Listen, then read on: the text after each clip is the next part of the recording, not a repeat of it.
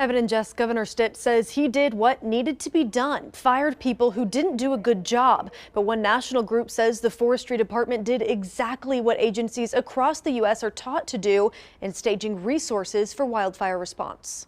I'm tired of talking about it. I terminated the people that I felt like the person at the top that did not put all those fire hoses and those resources on the fires. Governor Kevin Stitt ready to move forward when it comes to talking about the Department of Forestry. The governor asked the director of the department to step down 2 weeks ago, and as of Tuesday, confirmed more employees were fired for their poor response during March 14th wildfires and since.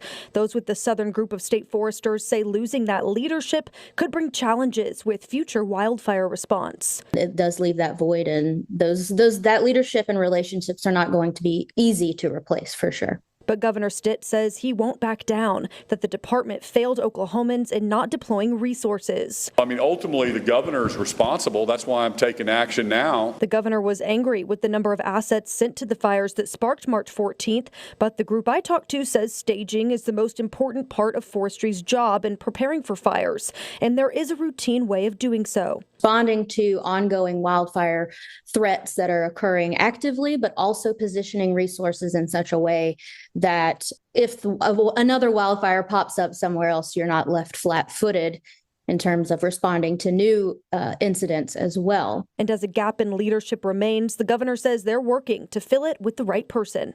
We're going to put a fresh set of eyes. We're going to make sure next time there's wildfires, we do a better job of getting those assets on those fires. Have systems in place to account for, changes in leadership. So we're working closely with the fire folks in Oklahoma Forestry Services continually to make sure that there is, no gap in terms of the response.